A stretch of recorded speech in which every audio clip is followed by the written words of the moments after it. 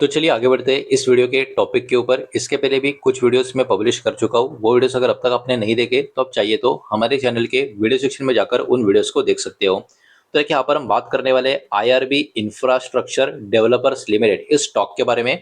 इसका जो अभी का क्लोजिंग है 20 रुपीज के करीब का आपको नजर आएगा। हल्की सी गिरावट आज के दिन इस स्टॉक में हमको यहाँ पर देखने को मिल रही है। इंट्राडे का पैटर्न भी फ्लैटिश नेगेटिव टाइप का देखने को मिल रहा है।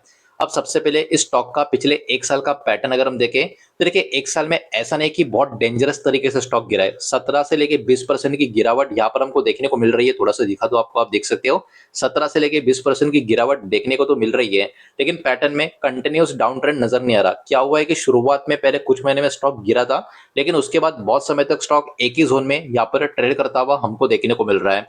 अब इसका जितना लॉन्ग टर्म का पैटर्न अवेलेबल है एनएससी का गूगल चार्ट के ऊपर, वो मैं आपके सामने ओपन कर रहा हूँ और आप देख सकते हो 2008 से लेकर अब तक के पैटर्न में बहुत ज्यादा अप्स एंड डाउन्स हमको देखने को मिल रहे हैं। इन शॉर्ट इस स्टॉक में लॉन्ग टर्म में काफी ज्यादा वॉलेटिलिटी हमको देखने को मिल रही है। अब देखिए 2008 से लेकर स्टॉक में 106% का रिटर्न है। अब देखिए ये रिटर्न ऑब्वियसली बात है इतने अच्छे किसी को भी नजर नहीं आएंगे, लेकिन यहाँ पर एक बात हमको ये भी समझ में आती है कि स्टॉक में तेजी गिरावट तेजी या फिर फ्लैटिश मोमेंटम, फिर गिरावट, फिर तेजी, फिर हल्की सी गिरावट, फिर बहुत बड़ी तेजी, फिर बहुत बड़ी गिरावट।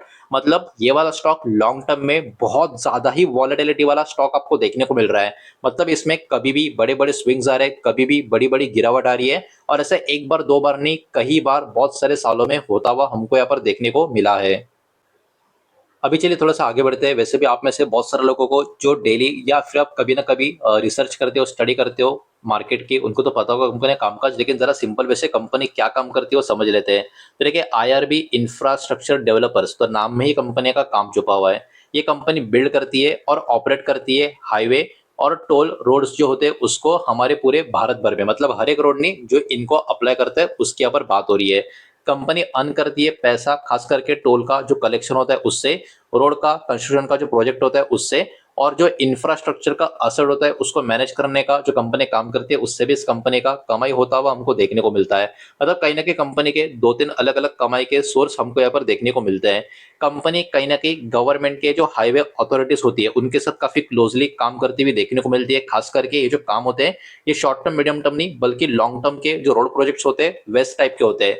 तो इसके कारण एक्चुअली क्या हो रहा है कि जब काम मिलता है तो स्टॉक का परफॉर्मेंस काफी अच्छा रहता है, जैसे कि हमने चार्ट में देखा, और जब बहुत ज्यादा काम नहीं होता है तो स्टॉक में वो अंडर परफॉर्मेंस भी हमको देखने को मिलता है। इसके लिए स्टॉक में लॉन्ग टर्म में वॉलेटिलिटी कुछ ज्यादा ही हमको देखने को मिली है। अब देखिए हमारा देश कंटिन्यूसली हाईवे और एक्सप्रेसवे में लगातार बड़े बड़े इन्वेस्टमेंट कर रहा है, बड़े बड़े ऐलान हो रहे हैं, और सरकार का भी फोकस इस कैटेगरी पर काफी ज्यादा है अगले कुछ सालों के लिए। इसके कारण आईआरबी ने अपने आप को काफी बढ़िया पोजीशन पे कहीं ना कहीं आप कह सकते हो इस पर्टिकुलर पोजीशन में कंपनी आपको देखने को मिलेगी, जिसको कहीं ना कहीं बहुत ही बड़ा एक आप कह सकते हो बेनिफिट जो डेवलपमेंट इंफ्रा का हो रहा है उसका कहीं ना कहीं काफी अच्छा खासा बेनिफिशियरी ये कंपनी बनता हुआ नजर आ सकता है। तो क्योंकि ये एक इंफ्रा टाइप की कंपनी आपको नजर आएगी तो सिंपल सी बात है, ये कंपनी कुछ भी प्रोडक्ट मैन्युफैक्चर नहीं करती, इनफैक्ट ये कंपनी प्रोवाइड करती है इंफ्रास्ट्रक्चर के अलग अलग सर्विस, जैसे कि नेशनल हाईवेज को बनाना, साथ ही साथ एक्सप्रेसवे को कंस्ट्रक्ट करना, टोल रोड्स को ऑपरेट करना, हाईवे का मेंटेनेंस करना, टोल कलेक्शन, लॉन्ग टर्म का मैनेजमेंट इंफ्रास्ट्रक्चर के असेट होते हैं उसका, और पब्लिक प्राइवेट पार्टनरशिप मॉडल्स के ऊपर डेवलपमेंट करना, काम करना, ये कहीं ना कहीं कंपनी का कामकाज अब देखने को मिल रहा है। जहाँ तक बात करें इस कंपनी के ऑर्डर बुक की, तो कंपनी का ऑर्डर बुक जो यहाँ पर पब्लिकली अवेलेबल इंफॉर्मेशन है उसके हिसाब से अप्रोक्स 45,000 करोड़ के करीब का कंपनी का order book, current order book यहाँ पर बताया जा रहा है, और ईपीसी ऑर्डर बुक कंपनी का अप्रोक्स 2100 करोड़ के आसपास का यहाँ पर बताया जा रहा है। तो देखिए कंपनी का ओवरऑल जो ऑर्डर बुक का नंबर है ये अपने आप में काफी मजबूत यहाँ पर हमको देखने को मिल रहा है, बिकॉज इस कंपनी का जो प्रेजेंस है जिस इंडस्ट्री में उसका डिमांड अभी के टाइम पे और फ्यूचर के टाइम पे भी काफी अच्छा खासा हमको यहाँ पर देखने को मिल रहा है। अब देखिए यहाँ पर एक पॉइंट इन्होंने मेंशन भी किया है कंपनी के ऊपर कर्जे का। अब देखिए इंफ्रास्ट्रक्चर का जो भी कंपनी है ना वो कभी भी आपको डेट फ्री देखने को नहीं मिलेगी। आप कौन सी भी दिग्गज कंपनी को देख लो, मीडियम कंपनी को देख लो इंफ्रा कैटेगरी की, उनके ऊपर बड़ा बड़ा कर्जा आपको देखने को मिलेगा, और आईआरबी के ऊपर भी सिग्निफिकेंट डेप हमको देखने को मिलता है, जो काफी हद तक कॉमन है हाईवे डेवलपर्स कंपनियां, इंफ्रा की जो कंपनियां होती है उसमें, बिकॉज एक्चुअली इनका रिक्वायरमेंट बहुत ही बड़ा अपफ्रंट इन्वेस्टमेंट का हमेशा बना हुआ रहता है बड़े बड़े प्रोजेक्ट्स के लिए।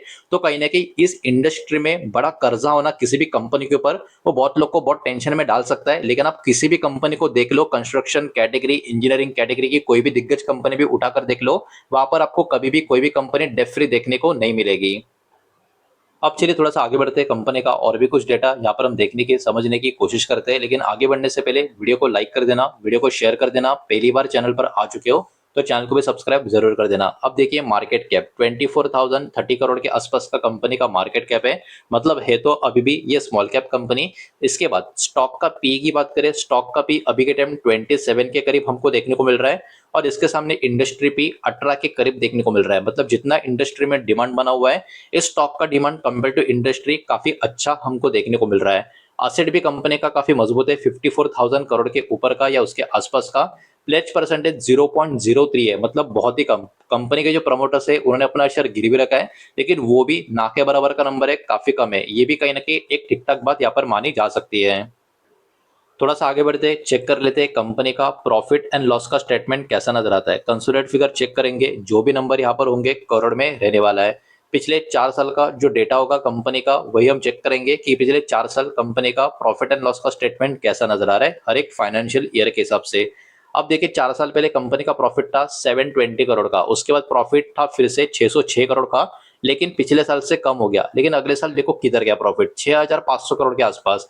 तो देखिए स्टॉक का जो चार्ट हमने देखा ना, उसमें भी यही प्रॉब्लम था। स्टॉक में अचानक से बहुत बड़ी तेजी, फिर बहुत बड़ी गिरावट, फिर तेजी, फिर फ्लैट मोमेंटम, फिर गिरावट, फिर तेजी। तो कंसिस्टेंसी स्टॉक के चार्ट में जो हमको देखने को नहीं मिल रही थी, उसका रीजन प्रॉफिट एंड लॉस का स्टेटमेंट इसमें भी नजर आ रहा है। कभी कंपनी का प्रॉफिट अच्छा है, फिर कंपनी का प्रॉफिट थोड़ा कम हो रहा है, फिर कंपनी का प्रॉफिट अचानक से कुछ ज्यादा ही बढ़ रहा है, और उसके बाद कंपनी का प्रॉफिट फिर से कम हो रहा है। मतलब कंपनी लॉस में तो नहीं है, कंपनी प्रॉफिट में है, लेकिन प्रॉफिट में कंसिस्टेंसी नहीं है। कभी बहुत ज्यादा, कभी काफी नीचे, कभी बीच में, कभी अचानक से ऊपर, कभी अचानक से नीचे।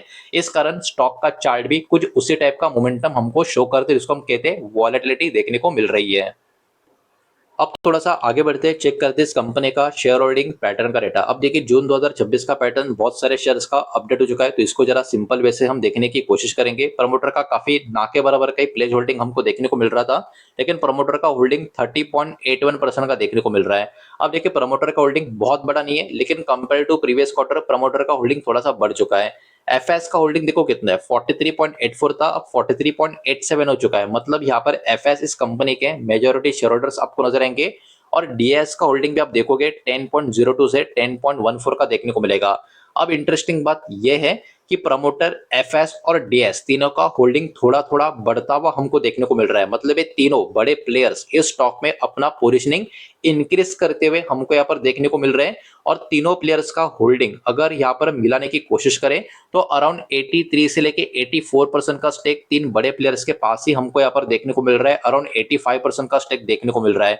तो कहीं ना कहीं ये भी किसी भी कंपनी के लिए बहुत ही अच्छी बात मानी जाती है कि मेजोरिटी स्टेक कंपनी के बड़े प्लेयर्स के पास ही नजर आ रहा है। गवर्नमेंट के बाद 0.01 मतलब ना के बराबर का स्टेक है, और पब्लिक होल्डिंग 15.32 से 15.17 के देखने को मिल रही है। मतलब पब्लिक माल बेच रही है, और एफएस, प्रमोटर और डीएस कहीं ना कहीं स्टेक अपना ऐड अप करते हुए देखने को मिल रहे हैं।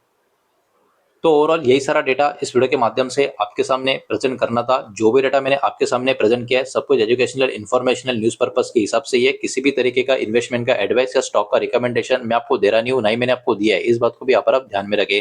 उम्मीद करता हूँ वीडियो समझ आया होगा, पसंद आया होगा तो वीडियो को लाइक करें, दोस्तों से शेयर करें। पहली बार चैनल पर आ चुके हो तो सब्सक्राइब भी कर देना, और कोई भी स्टॉक में निवेश करने से पहले खुद की स्टडी रिसर्च जरूर करें, फाइनेंशियल एडवाइजर की सलाह जरूर ले। मिलते हैं नेक्स्ट वीडियो में, धन्यवाद।